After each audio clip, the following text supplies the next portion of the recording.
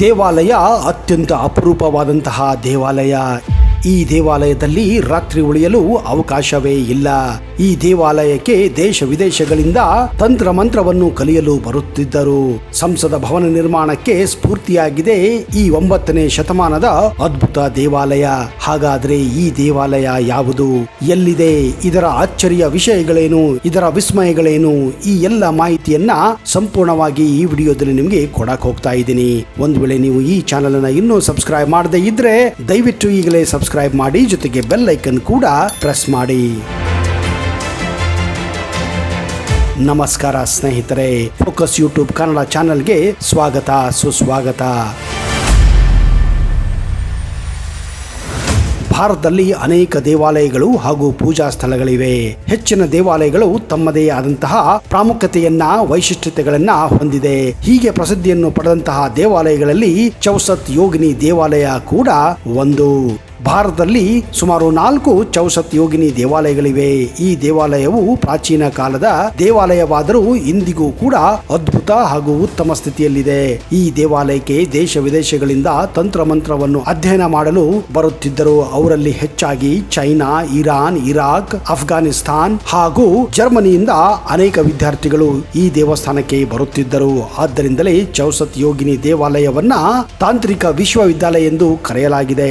ಈ ದೇವಾಲಯದ ಇನ್ನೊಂದು ವಿಶೇಷತೆ ಏನೆಂದರೆ, ತಂತ್ರವಿದ್ಯೆಯನ್ನು ಕಲಿಯಲು ಈ ದೇವಾಲಯಕ್ಕೆ ಭೇಟಿ ನೀಡುವವರು ಯಶಸ್ವಿಯಾಗಿ ತಾಂತ್ರಿಕ ವಿದ್ಯೆಯನ್ನು ಕಲಿಯುತ್ತಿದ್ದರು. ಆದ್ದರಿಂದ ಈ ದೇವಾಲಯ ದೇಶ ವಿದೇಶಗಳಲ್ಲಿ, ಅದರಲ್ಲೂ ಇಸ್ಲಾಮಿಕ್ ಕಂಟ್ರಿಗಳಲ್ಲಿ ಅತಿ ಹೆಚ್ಚಿನ ಹೆಸರನ್ನು ಮಾಡಿದೆ. ಹಾಗೂ ಹೆಚ್ಚಿನ ತಾಂತ್ರಿಕರು ಇಲ್ಲಿಗೆ ಬಂದು ಜ್ಞಾನವನ್ನು ಪಡೆದುಕೊಂಡು ಹೋಗುತ್ತಿದ್ದರು. ಇಂತಹವರು ಜ್ಞಾನ ಪಡೆದವರಲ್ಲಿ ಚೈನಾ ದೇಶದ ಹಾಗೂ ಜಪಾನ್ ದೇಶದ ವಿದ್ಯಾರ್ಥಿಗಳು ಕೂಡ ಹೆಚ್ಚಾಗಿದ್ದಾರೆ. ಈ ದೇವಾಲಯದಲ್ಲಿ 64 ಕೊಠಡಿಗಳಿದ್ದು ಪ್ರತಿ ಕೋಣೆಯಲ್ಲೂ ಶಿವಲಿಂಗದೊಂದಿಗೆ ಯೋಗಿನಿಯ ಪ್ರತಿಮೆ ಇತ್ತು.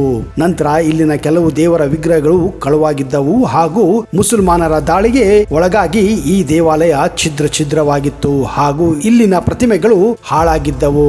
ಹಾಗೂ ಕೆಲವು ಉಳಿದಂತಹ ದೇವರ ಪ್ರತಿಮೆಗಳನ್ನ ಈಗ ದೆಹಲಿಯಲ್ಲಿರುವ ವಸ್ತು ಸಂಗ್ರಹಾಲಯದಲ್ಲಿ ಸುರಕ್ಷಿತವಾಗಿ ಇಡಲಾಗಿದೆ. ಈ ದೇವಾಲಯದಲ್ಲಿ ಸುಮಾರು 64 ಯೋಗಿನಿಯ ವಿಗ್ರಹಗಳು ಇದ್ದವು. ಆದ್ದರಿಂದಲೇ ಈ ದೇವಾಲಯವನ್ನ ಚೌಸತ್ ಅಂದರೆ ಹಿಂದಿಯಲ್ಲಿ 64 ಎಂದರ್ಥ. ಹೀಗಾಗಿ ಈ ದೇವಾಲಯವನ್ನ ಚೌಸತ್ ಯೋಗಿನಿ ದೇವಾಲಯ ಎಂದೇ ಕರೆಯಲಾಗುತ್ತಿತ್ತು. ಈ ದೇವಾಲಯದಲ್ಲಿ 64 ಯೋಗಿನಿ ವಿಗ್ರಹಗಳನ್ನು ಕಾಳಿ ದೇವಿಯ ಅವತಾರವೆಂದು ನಂಬಲಾಗಿದೆ. ಕಾಳಿ ದೇವಿಯು ದೈತ್ಯ ರಾಕ್ಷಸರೊಂದಿಗೆ ಯುದ್ಧ ಮಾಡುವಾಗ ಈ 64 ಅವತಾರಗಳನ್ನು ತಾಳಿದ್ದಳೆಂದು ನಂಬಲಾಗಿದೆ. ಈ ದೇವಾಲಯದ ಅತ್ಯಂತ ವಿಷಯ ಇಲ್ಲ. ಈ ದೇವಾಲಯ ಇಂದಿಗೂ ಶಿವನ ತಂತ್ರ ಸಾಧನ ರಕ್ಷಾ ಕವಚದಿಂದ ಆವೃತವಾಗಿದೆ ಎಂದು ನಂಬಲಾಗಿದೆ. ದೇವಾಲಯದ ಮುಖ್ಯ ದ್ವಾರವನ್ನ ಮುಚ್ಚಲಾಗುತ್ತದೆ. ಆದ್ರಿಂದ ಯಾವುದೇ ಮನುಷ್ಯನಿಗೆ ಆಗಲಿ ಪ್ರಾಣಿಗಳಾಗಲಿ ಇಲ್ಲಿ ಉಳಿಯಲು ಅವಕಾಶವೇ ಇಲ್ಲ.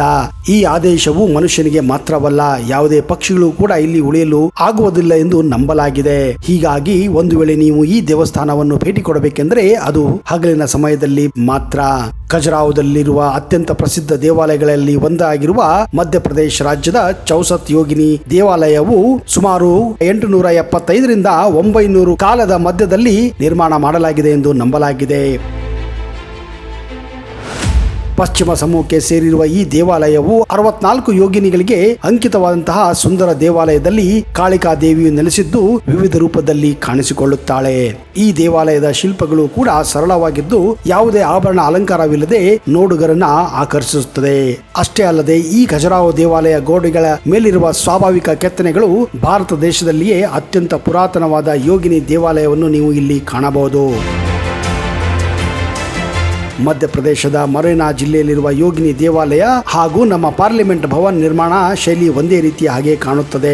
ಸುಮಾರು 9ನೇ ಶತಮಾನದಲ್ಲಿ ನಿರ್ಮಾಣವಾಗಿರುವ ಚೌಸತ್ ಯೋಗಿನಿ ದೇವಾಲಯವು ಸರಳವಾಗಿ ಕಂಗೊಳಿಸುವ ಶಿಲ್ಪಗಳಿಗೆ ಜಗತ್ ಪ್ರಸಿದ್ಧಿಯನ್ನು ಹೊಂದಿದೆ.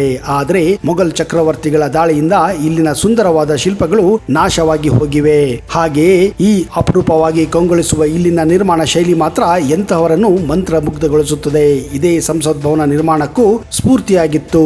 ಹೀಗಾಗಿ ನಮ್ಮ ಭಾರತದ ಸಂಸತ್ ಭವನದ ವಿನ್ಯಾಸವನ್ನು ಮಧ್ಯಪ್ರದೇಶದ ಚೌಸತ್ ಯೋಗಿನಿ ದೇವಾಲಯದಿಂದಲೇ ನಿರ್ಮಿಸಲಾಗಿದೆ. ಬ್ರಿಟಿಷ್ ಆರ್ಕಿಟೆಕ್ಟ್ ಆಗಿದಂತಹ ಎಡ್ವಿನ್ ಲುಟಿನ್ಸನ್ ಮತ್ತು ಹರ್ಬರ್ಟ್ ಬೇಕರ್ 1912 ಹಾಗೂ 13ರಲ್ಲಿ ಇದರ ವಿನ್ಯಾಸ ಮಾಡಿದ್ದು ವಿಶ್ವದ ಅದ್ಭುತ ಕಟ್ಟಡಗಳಲ್ಲಿ ನಮ್ಮ ಸಂಸತ್ ಭವನ ಕೂಡ ಎಂದು ನಂಬಲಾಗಿದೆ. ಇನ್ನು ನಮ್ಮ ಸಂಸತ್ ಭವನವು ಗೋಲಾಕಾರವಾಗಿದ್ದು ಅಶೋಕ ಚಕ್ರದ ಪ್ರೇರಣೆಯಿಂದ ನಿರ್ಮಿಸಲಾಗಿದೆ. ಇಂತಹ ಹಲವಾರು ದೇವಾಲಯಗಳ ಸ್ಫೂರ್ತಿಯನ್ನು ಪಡೆದೇ ಬ್ರಿಟಿಷರಾಗಲಿ ಪಾಶ್ಚಾತ್ಯ ವಾಸ್ತುಶಿಲ್ಪಿಗಳಾಗಲಿ ಹಲವಾರು ರೀತಿಯ ಕಟ್ಟಡಗಳನ್ನ ಬೇರೆ ಬೇರೆ ಭಾಗದಲ್ಲಿ ಕಟ್ಟಲಾಗಿದೆ. ಅಂತಹ ಒಂದು ಸ್ಫೂರ್ತಿದಾಯಕ ಕಟ್ಟಡವೇ ನಮ್ಮ ಸಂಸತ್ ಭವನ ಕೂಡ. ಅಂದ ಹಾಗೆ ಈ ಚೌಸತ್ ಯೋಗಿನಿ ದೇವಾಲಯ ಮಧ್ಯಪ್ರದೇಶದ ರಾಜಧಾನಿ ಭೋಪಾಲ್ನಿಂದ 476 ಕಿಲೋಮೀಟರ್ ದೂರದಲ್ಲಿದ್ದರೆ ಆಗ್ರಾದಿಂದ ಕೇವಲ 116 ಕಿಲೋಮೀಟರ್ ದೂರದಲ್ಲಿದೆ. ಸ್ನೇಹಿತರೆ, ಒಂದು ವೇಳೆ ನೀವು ಆಗ್ರಾ, ಭೋಪಾಲ್, ಝಾನ್ಸಿ, ಜೈಪುರ್, ಡೆಲ್ಲಿಗೆ ಹೋದರೆ ತಪ್ಪದೆ ಚೌಸತ್ ಯೋಗಿನಿ ದೇವಾಲಯಕ್ಕೆ ಭೇಟಿ ಕೊಡಿ.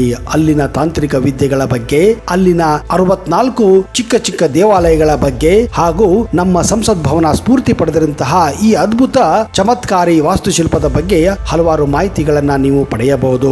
ಆದರೆ ಒಂದು ಸೂಚನೆ ಸ್ನೇಹಿತರೆ, ಈ ದೇವಾಲಯಕ್ಕೆ ನೀವು ಬೆಳಿಗ್ಗೆ 8 ಗಂಟೆಯಿಂದ ಸಾಯಂಕಾಲ 6 ಗಂಟೆವರೆಗೆ ಮಾತ್ರ ಭೇಟಿ ಕೊಡಲು ಸಾಧ್ಯವಿದೆ. ಯಾಕಂದ್ರೆ ಸಾಯಂಕಾಲ ಆದಂತೆಯೇ ಈ ದೇವಸ್ಥಾನದ ಮುಖ್ಯ ದ್ವಾರವನ್ನ ಸಂಪೂರ್ಣವಾಗಿ ಮುಚ್ಚಲಾಗುತ್ತದೆ. ಕಾರಣ ಸಾಯಂಕಾಲ ಅಂದ್ರೆ ರಾತ್ರಿ ನಡೆಯುವ ಕೆಲವೊಂದು ಅದ್ಭುತಕಾರಿ ಹಾಗೂ ವಿಸ್ಮಯಕಾರಿ ವಿಷಯಗಳು ನಿಮಗೆ ಈಗಾಗಲೇ ನಾನು ಹೇಳಿದ್ದೇನೆ.